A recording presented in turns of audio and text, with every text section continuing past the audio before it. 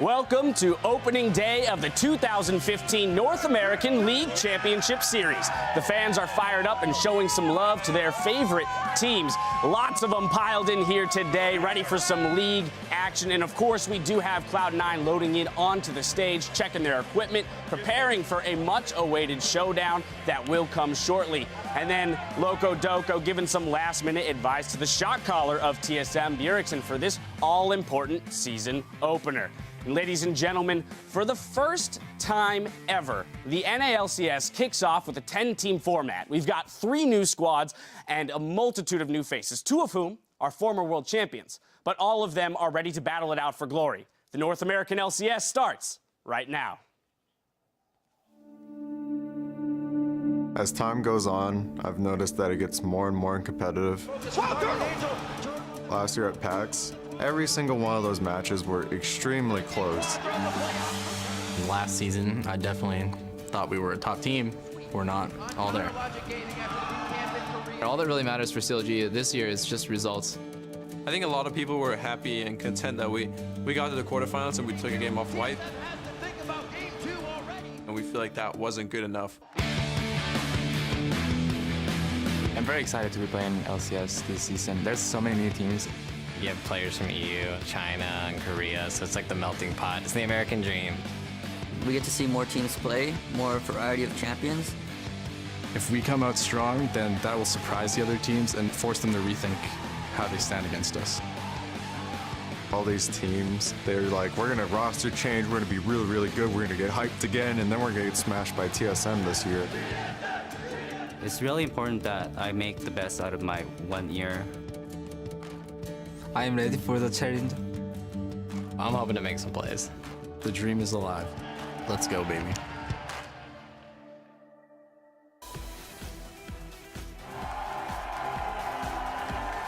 Ladies and gentlemen, we are back. We've got a packed house of fired up fans here in Los Angeles, California.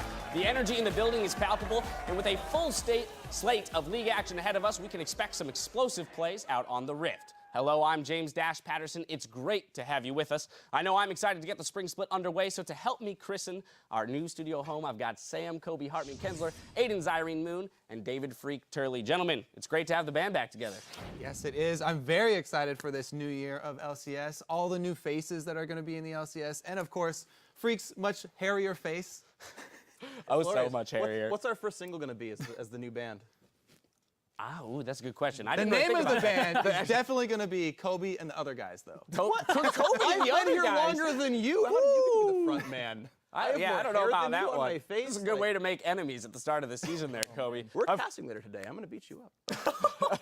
Of course, the other members of the band, Riv and Jat, will join us shortly with the call of our first game. But before that, the start of a new split is always full of change, and this year is no different. In the past, teams would face off against each other 4 times over the course of a split. But starting this year with the addition of 2 more teams to the league, each team will only face each other twice. We've also done away with Super Weeks, and instead of 4 games a day, we'll be bringing you 5. Now, to set the stage, let's run through the teams that will be making up the LCS. To start, let's go with what's the same. At the top of the list is the defending champions, Team Solo Mid, followed by Cloud9, Counterlogic Gaming, and Dignitas. Curse are now operating under the newly minted Team Liquid. Evil Geniuses are Winter Fox, and LMQ have taken the name Team Impulse. Then joining the league is Team 8, who knocked out Complexity in the promotion tournament, with Coast returning to the LCS through the expansion tournament, along with Curse Academy, who now answer to the name Gravity. Also new to the LCS this year, teams will compete for championship points to qualify for a spot at Worlds. The winner of the summer split will automatically secure the #1 seed from North America, but the second spot will go to the team with the most points. The third and final Worlds berth will be determined by a regional qualifier. And the battle to avoid last place will be just as heated because the 10th place team will automatically be relegated to the Challenger Series. So the pressure to rack up wins all year becomes that much higher.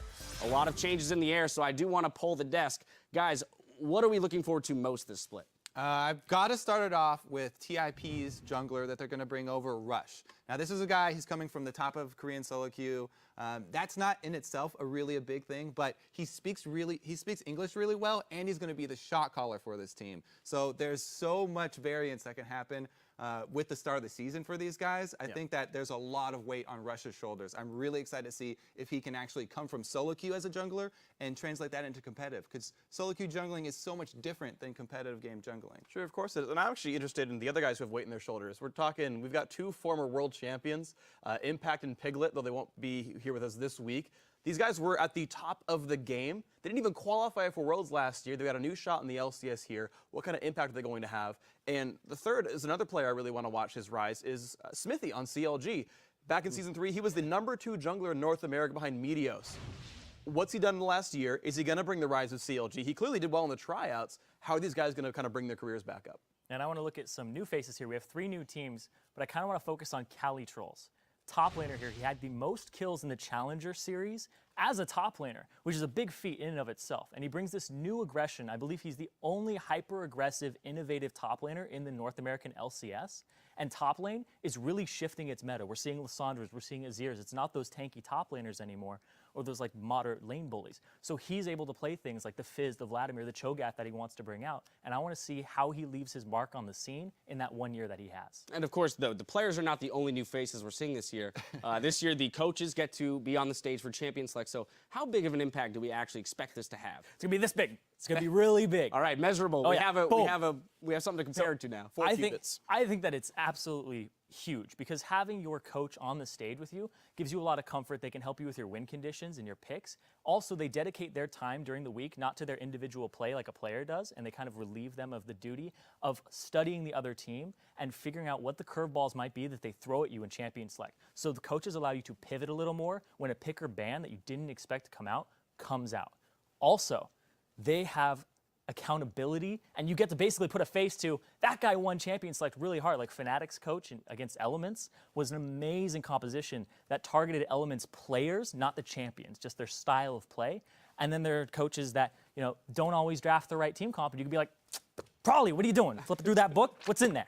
Gone are the days of the coaches whining about, if only the team had picked the champions I had told them to prior match. They listened to me. Well, now you have no excuse. Okay, I want to get a little bit more nitpicky with it, though. Let's look at which teams specifically are going to benefit the most from the addition of a coach on stage. Well, of course, I'm going to have to go with the established coaches, because coaches for League of Legends are such a rare commodity. Pretty much nobody has experience in this. There's only a couple, so we have to go with Loco Doco. He had success with TSM. And then, of course, I really like Charlie for Cloud9 as well. All the new teams, I'm kind of worried for them, because they have to go searching for guys that not only have game knowledge. I mean, there's a lot of people that watch League and they think they have the game knowledge, but they don't actually understand the game. And then also the relationship that you have to establish with the players, that takes time no matter who you are, even if you're already a great coach. So Loco and Charlie and guys like Scar already have a head start on that. They've established these relationships, and it'll be much easier for the teams to trust them. I think there's 2 teams as well that come in with I want to believe really good coaching talent. So there's Team Impulse, who've got Fly, former mid laner for Jin Air over back in Korea before it was called what it is now. And also Winterfox, they've got Paragon, who played for Incredible Miracle. So these are 2 players that have played in an atmosphere where a coach sits behind them during Champ Select. Can they translate into their own coaching style? Yeah, and I want to see if they get the rapport with the players that they need that you were talking about as well, because that's really big. And also moderating or mediating interpersonal relationships within the players can always be a big task. And I want to see if the coaches are up to it. Yeah, I guess there's no arguing the established coaches, as we've already seen Loco Doco have a major effect on the success of TSM. The newer ones, though, I'll be very curious to see how they shape up throughout the season. But to commemorate the start of the season, Challenger Ahri is now available in the client store, so players can start charming their way up the new ranked ladder. But she's only available for a limited time through February 2nd, so don't miss your opportunity to pick her up.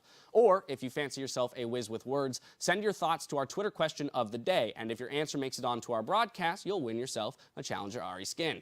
Today we want to know what has you the most excited about the 2015 NALCS and why. Now there's no wrong answer, so take a minute and tweet what has you hyped to @LolEsports and use the hashtag LCS. And remember, if you see any jaw-dropping plays, you can share those by tweeting hashtag LCS Big Plays.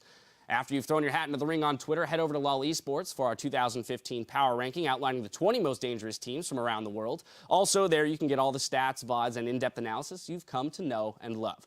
We've got to take our first LCS break of the year, but don't go anywhere because we've got Riv and Jat gearing up on the caster desk to bring you the call on our rematch of the Summer Split Championship, Team Solo Mid versus Cloud9. Keep that browser right here. The action gets underway in just 3.5.